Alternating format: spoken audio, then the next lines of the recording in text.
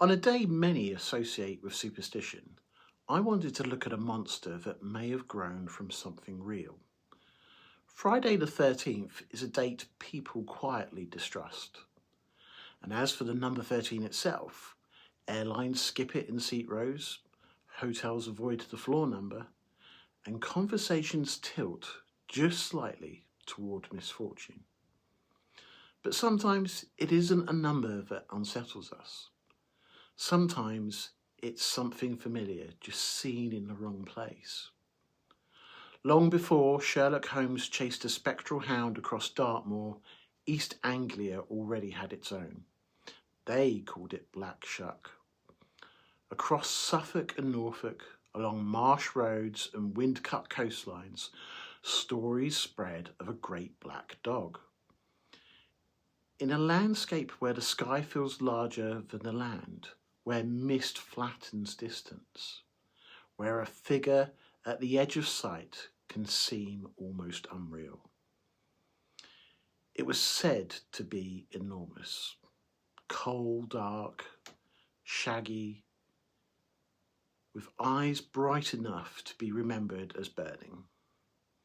Sometimes it walked beside travellers on lonely lanes.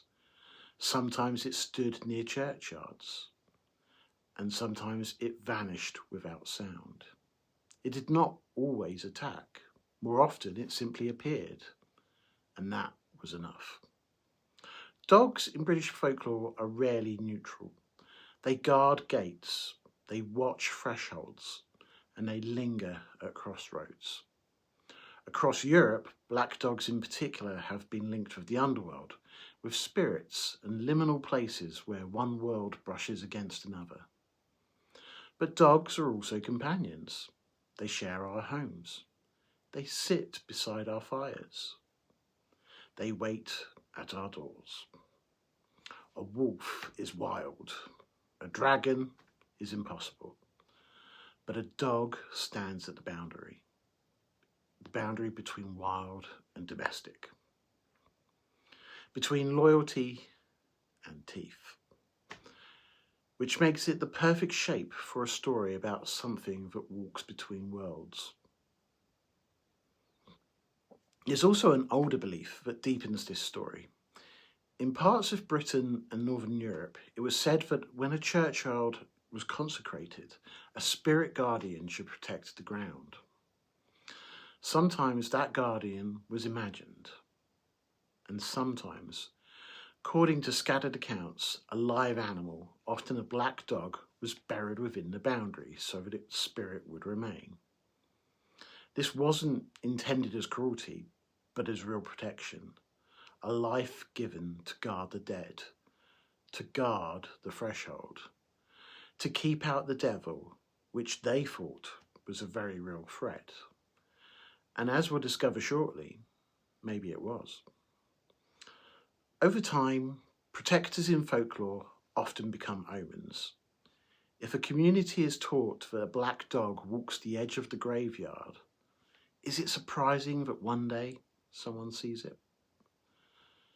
The most famous account of Black Shuck comes from a storm. On August 4th, 1577, a violent thunderstorm struck the Suffolk coast. Lightning split steeples, thunder rolled inland from the North Sea, rain lashed the fields, and in the village of Blythburgh, parishioners had gathered inside the church for shelter.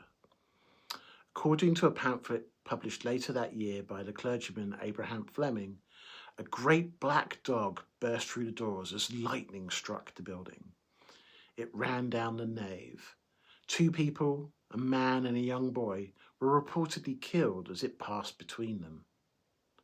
Another was said to have been thrown violently to the ground, scorched. Then the animal simply vanished.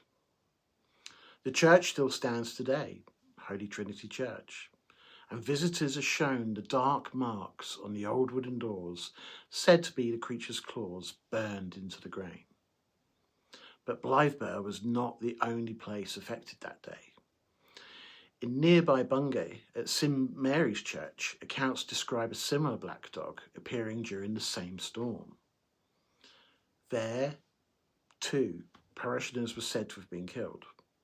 2 churches, 1 storm, 1 shape imposed on catastrophe. We know lightning can splinter oak. We know shock can stop a heart. We know fear can reshape memory. In the 16th century, disaster was rarely treated as mere meteorology. It was read as meaning, a divine warning, or a demonic visitation, and a sign that something had crossed the boundary between worlds.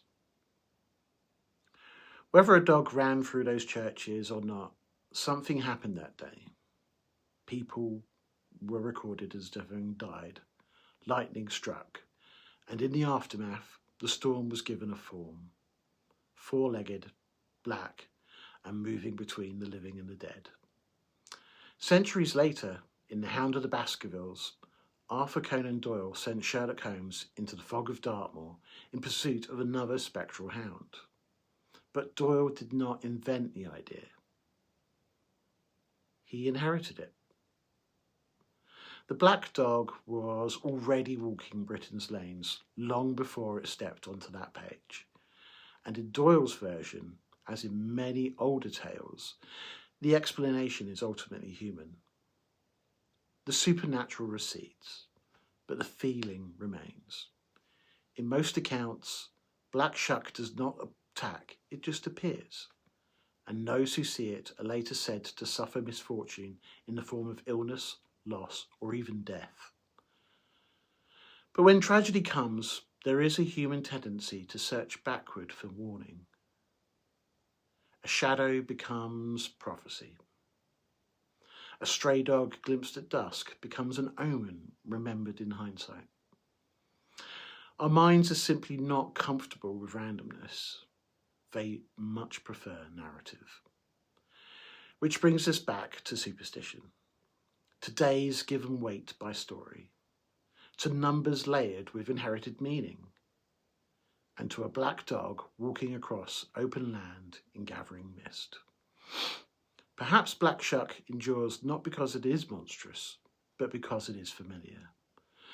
A guardian reshaped as an omen, a companion recast as death's shadow, an ordinary animal held too long in the imagination. Folklore rarely invents the impossible. It reshapes what already walks beside us. And sometimes, on a quiet road in East Anglia, with weather rolling in from the sea, that is enough. I'll put a link in the description to a blog I wrote on the original myth behind the Sherlock Holmes Hound of the Baskervilles. Otherwise, I hope you can join me next week. Thanks for watching.